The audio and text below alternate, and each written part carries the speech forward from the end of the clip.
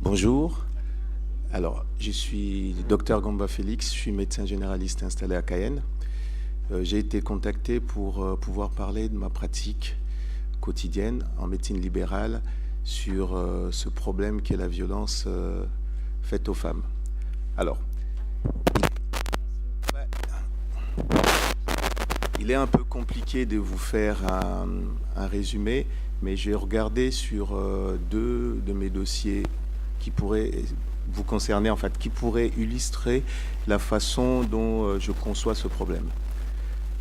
J'ai eu à voir un jour une patiente que je suivais depuis plusieurs mois, qui maigrissait, qui venait parce qu'elle était tout le temps fatiguée, elle maigrissait, elle ne comprenait pas, elle mangeait.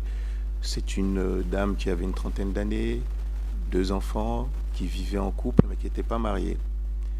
Alors, lors d'une consultation comme d'habitude, en discutant un petit peu de tout et de rien, elle s'est mise à pleurer.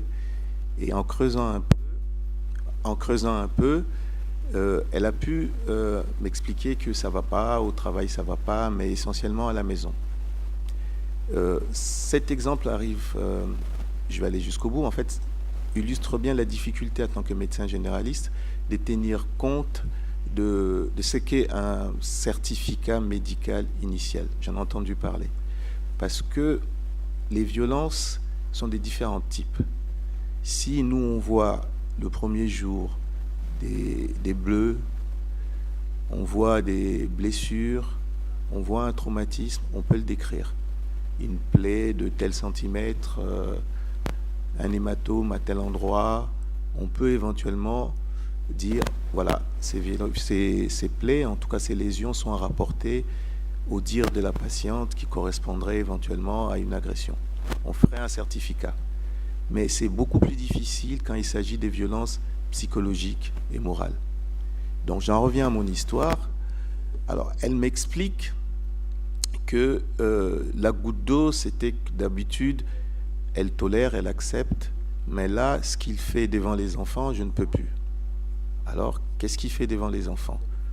Hier soir ou avant-hier, m'a bousculé, m'a projeté contre le mur, m'a tenu le poignet, m'a secoué, m'a versé de l'eau, enfin a renversé son verre sur moi en criant d'habitude, il m'insulte, je supporte, mais là, c'était un peu trop.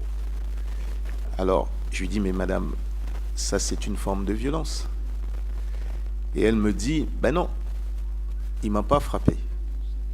Mais il vous a projeté contre le mur, il vous a secoué, il vous a insulté, injurié devant les enfants.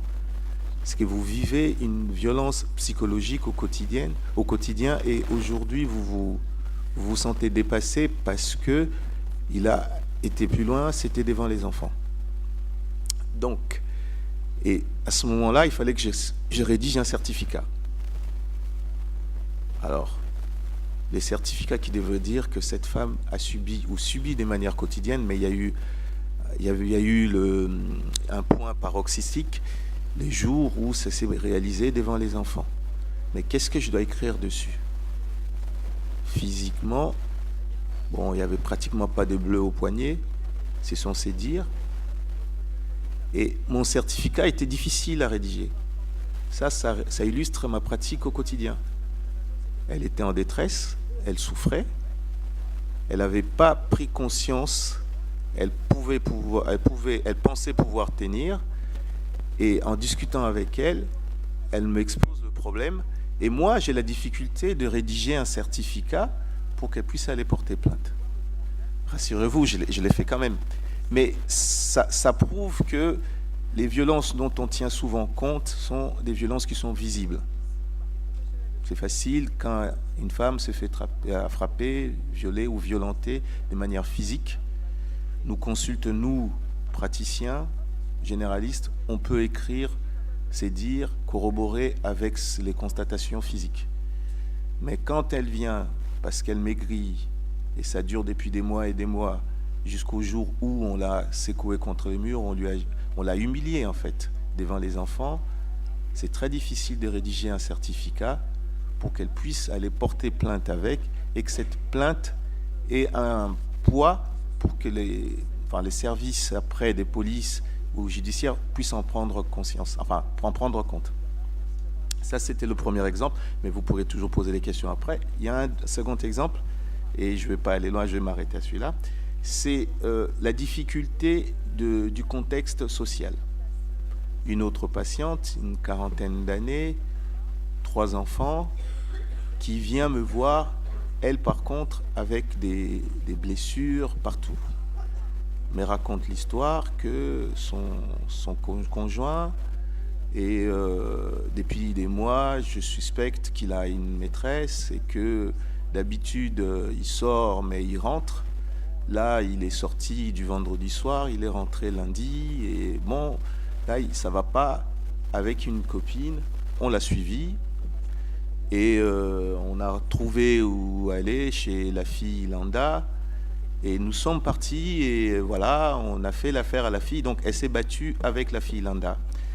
Et le copain qui était dans les parages aurait éventuellement, parce qu'on est obligé de prendre toujours au conditionnel, serait intervenu et se serait mise avec la fille Landa pour la frapper. Bon, la difficulté dans ce cas est que comment essayer de rédiger un certificat d'une violence quand elle nous explique que ça faisait des mois, des semaines, le copain n'avait pas un comportement, elle ne nous a pas consulté, et qu'elle vient pour elle attend de nous de faire un certificat qui aille dans son sens.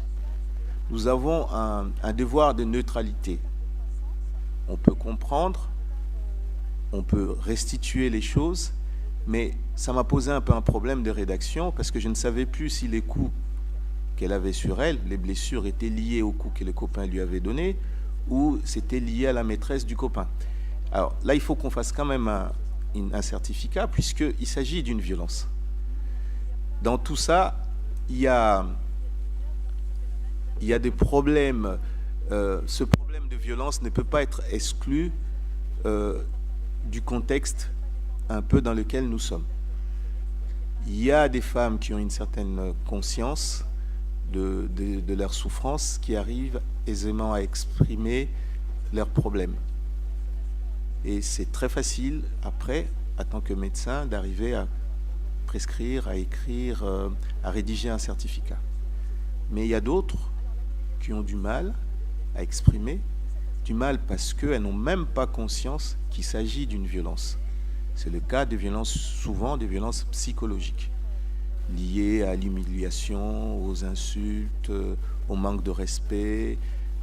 Elles sont dans un contexte où c'est pas mieux chez la voisine, tous les hommes sont pareils, donc je supporte. Et après, nous avons le côté masculin. La notion de culpabilité, j'ai entendu une dame en parler, c'est une notion très importante. Parce que le deuxième cas que je vous ai cité, il s'avère que le mari aussi était un de mes patients. J'avais rédigé quand même le certificat, parce que je rédige toujours, et après, le mari était venu me voir, en disant que mon certificat était exagéré, et que ceci, et que cela. J'ai discuté avec lui, d'abord en tant que praticien, et puis après en tant qu'homme. Ce qui ressort de là, c'est qu'il n'a pas conscience d'avoir fait quelque chose de grave.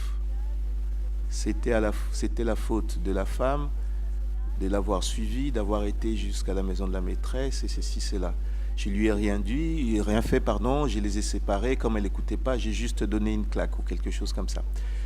Donc, cette notion j'allais dire du bien ou du mal, mais enfin, je veux dire la notion de ce qui est bien de faire ou ce qui est permis, de ce qui est légal, avec la notion de ce qui est accepté, parfois la frontière, elle est mince. Et nous, médecins, on se rend bien compte que les uns et les autres, le mari va aller voir son médecin traitant qui va essayer d'expliquer que l'autre a frappé en premier. Et on a aussi des cas comme ça. Mais en restituant dans le contexte guyanais, mon expérience personnelle me pousse à dire on a besoin d'informer et d'éduquer.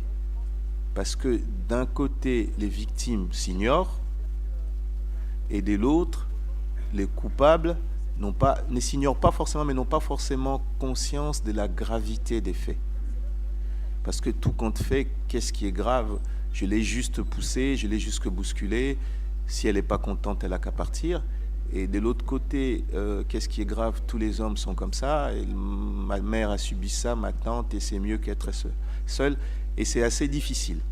Mais en tout cas, je pense que, je ne parle pas au nom de tous mes collègues, quand nous recevons des patientes se plaindre, nous arrivons toujours à rédiger des certificats, mais ce n'est pas aussi facile que cela en a l'air.